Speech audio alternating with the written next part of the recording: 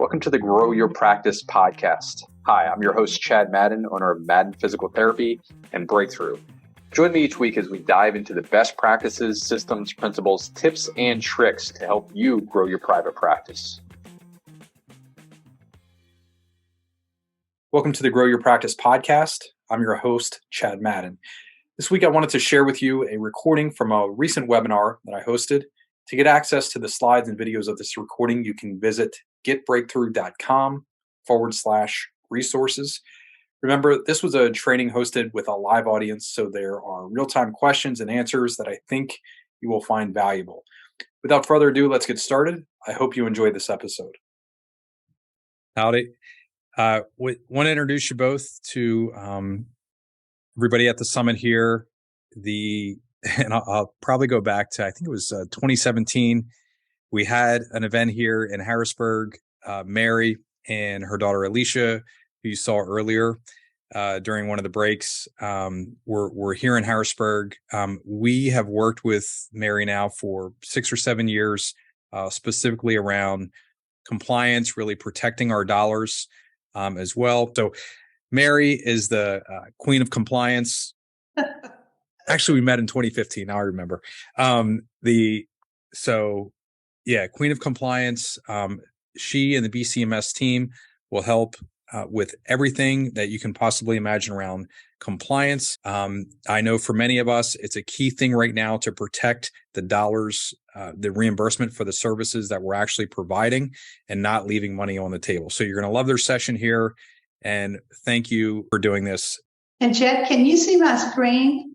You're good. Okay. All righty. Well, welcome. And that was lovely, Chad. Thank you so very much. We have had a wonderful time working with Breakthrough as well. So this afternoon, we are going to do the quickest review of 3 major compliance matters that can help you control your losses and create some gains, hopefully. I'm going to allow about 5 minutes for each of these 3. Unfortunately, we don't have time for questions, but what we have done is provided you with a lot of resources. You can click on links and you will be brought to our landing page. And from that landing page, you will get either full PowerPoint presentations on the subject or other resources. Okay, with that, let's just go ahead. So let's talk about changing payment methodology from an enrolled participating supplier, to a non-participating. And that sounds crazy. It sounds like you either participate or you don't. But in this situation, you do have to be enrolled, and these are 2 classifications. So again, if this PowerPoint link doesn't work, you can go to your chat box or however Andrea has set up the information to be given to you. So we're looking at a way to increase possibly the opportunity to make more money. So if you change your enrollment status from participating, which most of you probably are, to non-participating, you still have to be enrolled in the program. But between November, the mid part of November and December, you are allowed to say, I have another option and I'm going to stay enrolled, but I'm going to have a different way of collecting payment from Medicare. These changes can only be made 1 time a year, so we're real timely. You can start looking at the material and see if you're interested in doing this. So basically, the benefits of doing this is you are going to be able to collect more total allowable money, using the non-participating provider status. And it allows you to collect pay at the time of service from the beneficiary. So those of you who are doing cash-based practices right now, this is a very familiar territory. Those of you who aren't, you have to think twice about this because you're going to be collecting cash from people who might not want to part with their money. But 15% is quite an incentive to me, and that allows you to collect 15% of Medicare's normal allowable for physical therapy services as a non-participating provider. And I know this sounds crazy, but when you see the whole PowerPoint, it should make sense. So what does this do? It improves, obviously, your cash flow. You're not waiting for payment. You get paid at the time of service. If you're non-participating, this is what happens. You must bill Medicare. Then you can increase the amount of the patient's responsibility. So that's not Medicare, to up to 15% more. They call that the limited charge. And so you are going to be collecting 115% more total. Medicare will, now this is the point you have to understand. Medicare will pay the patient directly. You will no longer get a payment because you've already collected payment. They pay the patient 75% instead of 80% of the allowable fee schedule. But if you don't collect from the patient and you don't collect the full amount, this does not work. So what are the risks? And you're saying, why didn't I do this before? Well, there are risks. Since Medicare does reduce a fee schedule to the patients, it's 5% less. That means you have to be okay with the patients paying more. And Medicare, again, pays the patient directly for their co-share. If, and I keep saying this over and over, if you're not willing to collect at the time of service, do not change to non-participate. This is a quick layout. I do not have time to go through this, but it'll show you what happens as a participating therapist with, we're using $100 as the fee schedule, what happens at the non-participating level. And non-participating has two options. You would never accept assignment from the patient. There's a lot more stability in that.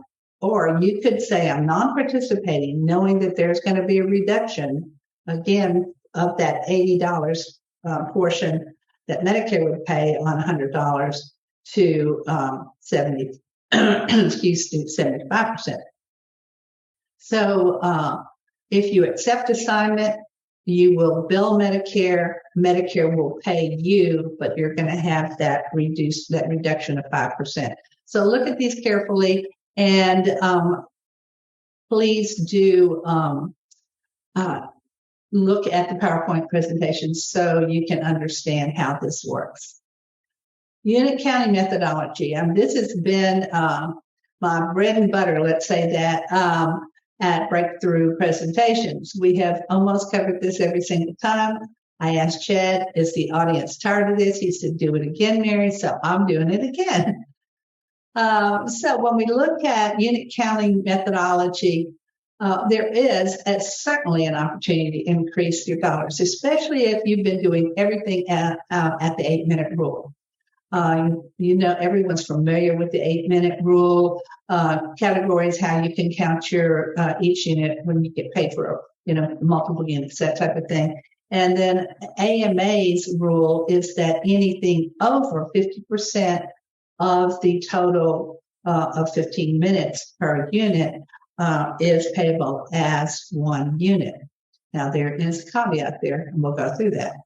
So, regardless of whether you're using Medicare methodology or whether you're using AMA methodology, you have to use the most current version of the CPT codes. There's very few exceptions in that. Workers' comp is not considered a covered entity as a payer, so they can kind of manipulate their codes, and so be very careful with that. And there are a few other payers, such as third-party accident, disability payers. Many people ask, well, can you just tell us who allows Medicare methodology or utilizes it, and who uses AMA methodology? No, I can't. I wish I could. I can tell you in general, federal payers use Medicare methodology. Medicare Advantage, as you know, is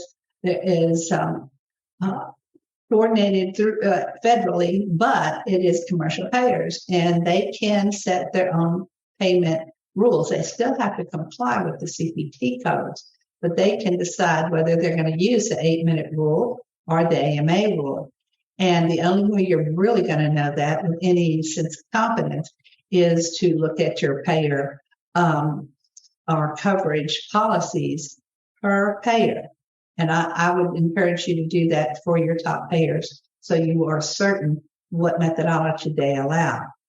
If there is no answer, if there's no comment at all from your payer, then I would probably say it's safe to use the AMA methodology, because most payers, if they're going to defer to the 8-minute rule, will say quite a bit about Medicare. And if they are talking about Medicare in documentation and other coverage policies, most likely they'll follow the 8-minute rule.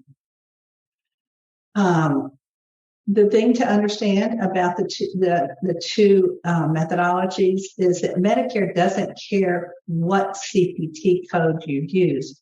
They total the total minutes, and then the units are derived, the number of units are derived from that. AMA, on the other hand, counts the minutes per CPT code. They expect you to hit 50% and greater of the 15-minute allowed minutes for that particular unit. And if you have 2 units of the same CPT code, you have to hit the whole 15 minutes plus at least another 8 minutes to get 2 units. And I'll show you this. I have some illustrations to make that a little clearer. So let's look at the first step. When we compare the two, AMA, we have 8 minutes of exercise, manual therapy, and therapeutic activities for a total of 24 minutes. As you can see, 3 individual separate and distinct CPT codes, 24 minutes. That gives you 3 units. If you go over and look at Medicare's 8-minute rule, same CPT codes, but again, Medicare doesn't care what CPT codes. They're looking at the total minutes.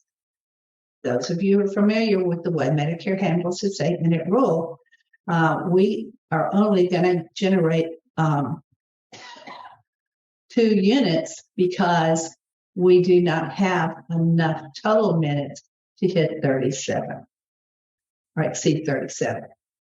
Now look at the next example. We have 16 minutes of exercise, 8 minutes of manual therapy. Again, 24 minutes. But as you can see, AMA, because you did not hit 15 minutes plus 8 minutes of exercise, you're only going to get 1 unit for that. You do have 8 minutes of manual therapy, so you get a unit there. But the total is 2 billable units. Medicare, on the other hand, using the same CPT codes, because you use the total, you have 24 and 24 minutes, which equals 2. So here we are. Both of them are the same. And the third example shows where the difference again pops up, this time in the favor of Medicare. We have 33 minutes under exercise and 7 minutes under manual therapy. You do generate 2 billable units for exercise because, again, you hit the 15 minutes, you exceeded the 8 minutes by the full unit count. So you get 2 units there, but you did not exceed manual therapy's 8-minute majority. So you have 40 minutes, you get 2 units. Same codes, you look at Medicare, 2 units of exercise, 7 minutes of manual therapy. I call this the dangling minutes. You have 30 minutes you're going to get credit for the exercise. You have 7 minutes, which would not meet the 8-minute rule, except you have 3 additional minutes left over. And when you put that together, the 40 minutes from Medicare then generates 3 units. Okay. So let's talk about this. And this is so very important. This is, excuse me, telling the story on the claim. Quickly, poor progression can be noted on the claim. And that is when we're talking about billing. But if you bill the way you based on your documentation, you're telling the claim reader that, hey, we're not moving the patient. Redundant coding, episodic coding, those types of things we're going to talk about a little bit more in the next slides here. So, excuse me. So when we look at utilizing all available ICD-10 codes, we are encouraging you to tell the story of complexity on the claim. So if you have a patient who maybe is a total hip, but he has other comorbidities that are very important that can be substantiated through your medical provider's referral or information, you are going to be able to put those on. If you are doing more interventions and because of impairments and you're putting impairment diagnosis on the claim, again, it shows the complexity. It makes the reader of the claim say, oh, well, this is a pretty complicated case. No wonder this is happening.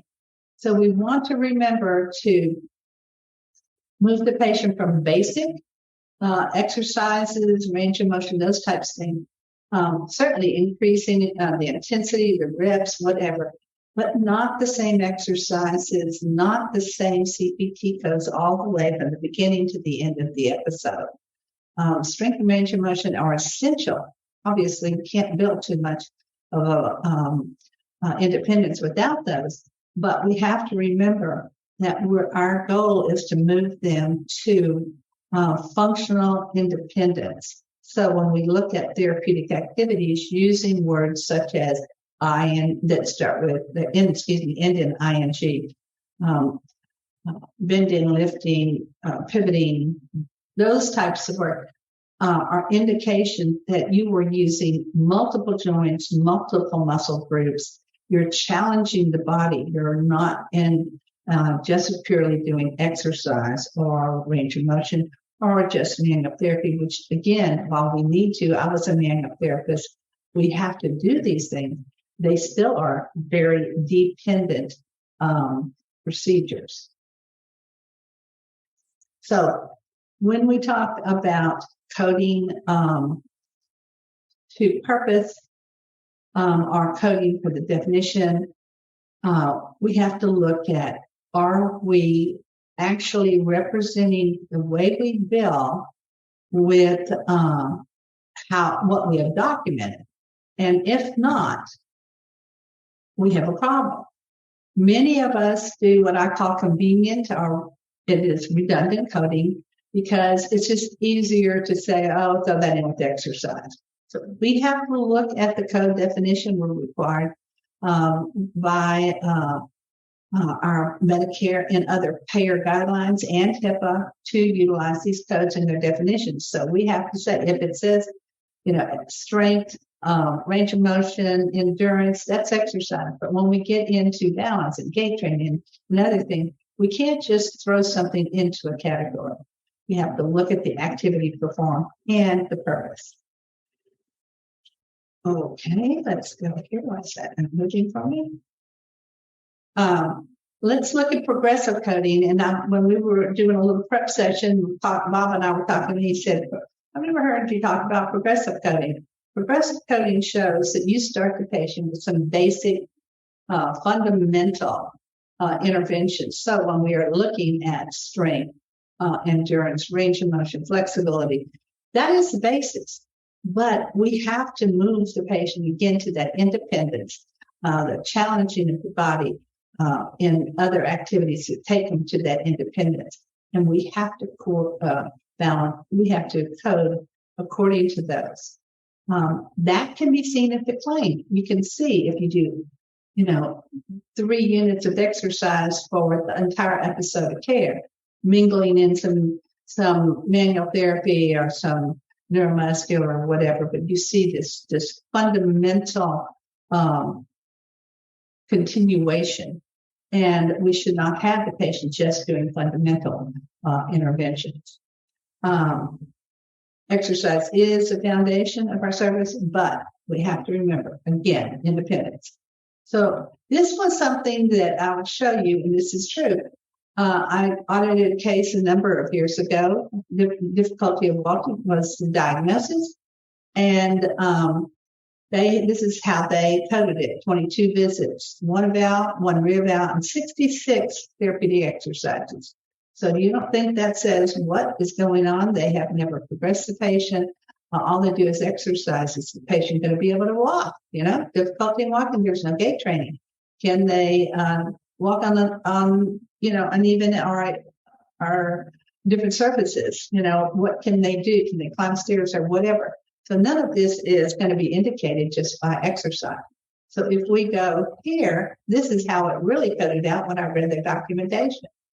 An eval, re-eval, therapeutic exercise, 24, gait trainings 2, neuromuscular 12, manual therapy 12, 16 therapeutic exercises. Does that show a little more clinical decision making? Absolutely. So with that, I think I've hit my time. Please be sure to click on our landing page. And thank you very much for listening to this very, very short presentation. It's been great. Thank you. Hello, podcast listeners. I apologize for my voice. Recently suffered a traumatic blow to my trachea, but nonetheless, wanted to share something with you. A recurring issue amongst breakthrough owners over the last few years has been hiring and keeping top-notch employees. Many have lost significant staff members to higher paying jobs, often in local hospital systems or healthcare systems. Another common concern is the difficulty of finding candidates despite regular advertising efforts. However, there's good news. We're hosting a live event in Denver, Colorado from October 5th through 7th, specifically designed to help you improve your hiring processes. We'll concentrate on helping you attract high quality employees and teaching you how to incentivize and retain them so that your business can have a greater impact in your community by helping more people, serving more people. The industry is always shifting, which is why we've created new sessions specifically on employee recruitment and retention. You'll hear from current practice owners and industry experts who are navigating these issues right now in the trenches of private practice. This event is going to take place again October 5th through 7th, but remember, seats must be reserved ahead of time as the training is exclusively for private practice owners. To reserve your seat, go to info.getbreakthrough.com/fall 2023. At the event, you're going to learn the 8 phases of the hiring pipeline. You're going to learn, and this is a new session, ways to improve employee engagement, the 4 levels of competence and confidence, where we're going to talk about situational leadership, and having crucial conversations. And then we're also going to have a special session specifically on recruitment strategies that are working in today's market. Again, the event is October 5th through 7th in Denver, Colorado. To reserve your seat, go to info.getbreakthrough.com/fall 2023. Also, a lot of owners will ask, can I bring my team along? Absolutely. Our best practices will frequently bring 10 or more of their team members along as well. So if you have a team member who's key in helping you hire and retain your other employees, maybe it's a clinical director or center manager, certainly you can bring them along as well.